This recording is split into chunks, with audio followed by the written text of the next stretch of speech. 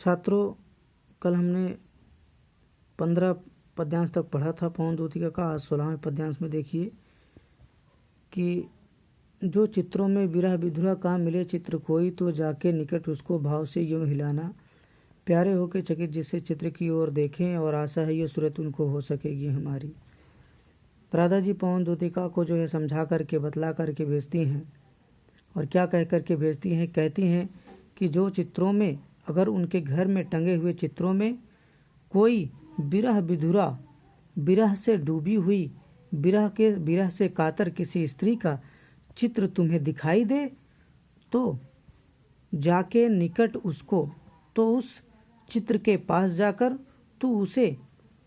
भाव से यूं हिलाना, तो उसे इस भाव से इस प्रकार हिलाना कि प्यारे होके चकित, जिससे प्यारे प्रियतम श्री कृष्ण आश्चर्यचकित होकर उसकी ओर, उस चित्र की ओर देखने लगे। तो आशा है, तो मुझे पूर्ण आशा ही नहीं बल्कि यह विश्वास भी है कि उस विरह से डूबी हुई, विरह से कातर स्त्री को देख करके यो सूरत उनको हो सकेगी हमारी। उस बिरहड़ी, उस विरह में डूबी हुई स्त्री को देख करके हो सकता है उन्हें प्रियतम राधा की याद, मेरी याद अवश्य आ जाए। और जो कोई भी इस सदन में चित्र उद्यान का हो, यदि उस घर के चित्रों में तुझे किसी ऐसे बगीचे का चित्र दिखाई दे, और हो प्राणी विपुल उसमें घूमते बावले से, जिसमें सभी प्राणी व्याकुल होकर पागलों की तरह इधर उधर घूम रहे हों, तो जाकर सन्निकट उसके, तो तू उस चित्र के पास जाकर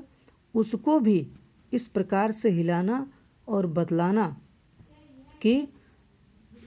देवात्मा को सूरत ब्रज के व्याकुलों को कराना, उसको इस प्रकार हिलाना कि प्रियतम कृष्ण का ध्यान उसकी ओर आकृष्ट हो जाए। इस प्रकार तू उस देवात्मा श्री कृष्ण को सभी ब्रज के व्याकुल प्राणियों की याद दिलाने में सफल हो सकती है। और कोई प्यारा कुसुम कुमला गेह में जो पड़ा हो, तो प्यारे के चरण पर ला डाल देना उसी को, यो बतला देना है पवन बतला फूल सी एक बाला, मलाना हो कमल पग को चूमना चाहती है। फिर अगली पंक्तियों में राधा पवन से कहती हैं, राधा पवन दूतिका को समझा रही हैं कि श्री कृष्ण के पास जाकर वह वियोगिनी बाला या अर्थात राधिका जी के दुखों को बड़ी ही चतुरता के साथ श्री कृष्ण के सामने व्यक्त करें। तो क्या राधा पवन से कहती हैं कि यदि घर में कोई सुंदर फूल कुमलाया और मुरझाया हुआ, कुमलाया मतलब मुरझाया हुआ, गेह माने घर में अगर कोई कुमलाया या मुरझाया हुआ सुंदर फूल पड़ा हुआ हो, तो उसे उठा करके प्यारे के चरण पर ला डाल देना उसे ही। तो तू उस फूल को उठा करके प्रियतम प्यारे श्री कृष्ण के चरणों पर लाकर डाल देना। इस प्रकार यूं देना ए पवन बतला, इस प्रकार हे पवन तू उन्हें यह बतला देना कि फूल जैसी, फूलों के समान एक स्त्री, एक बाला, एक लड़की दुखी होकर के, मलाना माने मलिन होकर के, दुखी होकर के आपके कमलव चरणों को चूमना चाहती है।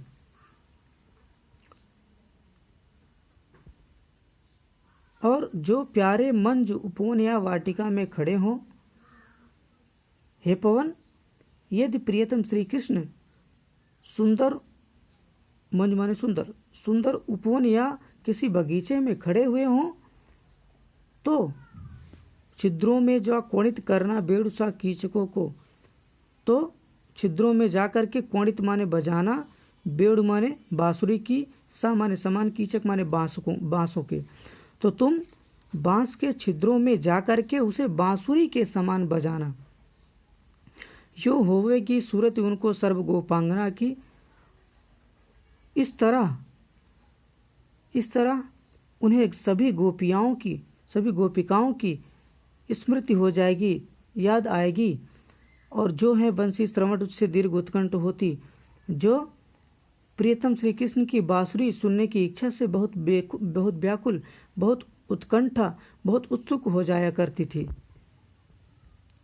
छात्रों, आज 16, 17 और 18, 19 पद्यांश हुआ।